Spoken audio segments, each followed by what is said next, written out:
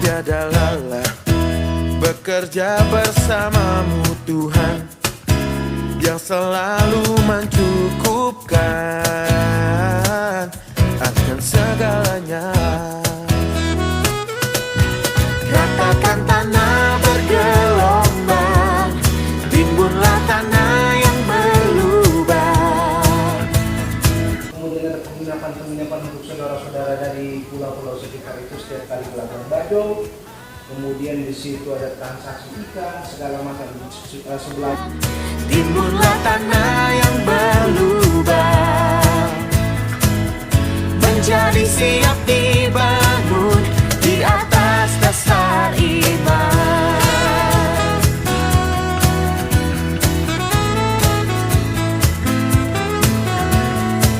Itu yang pertama dari segi ekologi juga. Bahkan di Komodo saja itu yang sebenarnya tadi menarik tadi lelucon yang sebenarnya diceritakan bahwa siapa itu sepupunya Komodo. Leluconnya memang rendahan, tapi itu bagian dari tadi saya bilang bagian dari aspek antropologi. Jadi spesies masyarakat itu sebenarnya sudah bersama, sudah bersatu sebenarnya dengan Komodo. Artinya Komodo sudah tidak terganggu dengan adanya aktivitas masyarakat itu, karena aktivitas masyarakat melengkapi. Jadi masyarakat hidup berdampingan dengan Komodo. Tapi dengan adanya Jurassic Park ini, kalau teman-teman nonton film Jurassic Park itu sangat berbanding terbalik level kita kalau digambarkan di Komodo itu. Artinya Komodo menjadi siap dibangun di atas dasar iman.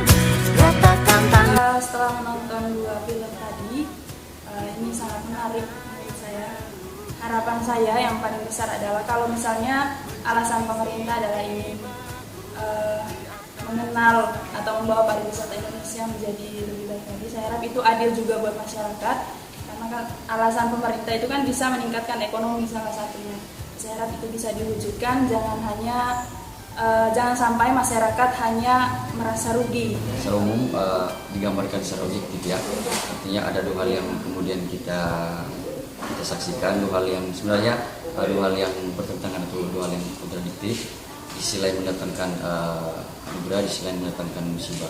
Tapi dari secara keseluruhan itu menggambarkan begitu banyak fenomena-fenomena berkaitan dengan dampak-dampak lingkungan, ekologis, dampak-dampak antropologis, siklus hidup masyarakat, mulai dari basis material masyarakat, soal tanah, kemudian ada dampak ekonomi juga terkait dengan siapa yang kemudian bisa terlibat secara penuh, yang kemudian bisa mendapatkan manfaat secara penuh di Labuan Bajo itu terkait dengan perekonomian.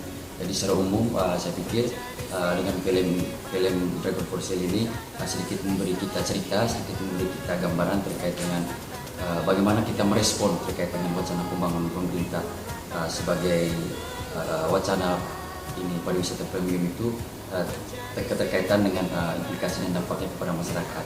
Itu ada kaitannya juga yang saya sampaikan terkait dengan dampak ekologis, dampak antropologis, dampak ekonomi. Jadi sebenarnya ada hal yang sangat eksplisit juga disampaikan terkait dengan dampak historis. Kita lihat dalam film tadi bagaimana orang-orang Labuan Bajo memperjuangkan tentang Komodo. Sama halnya kalau kita kaitkan dengan OMK, bagaimana kita kaum muda memperjuangkan tentang gereja. Jadi gereja sangat membutuhkan peran orang muda di sini.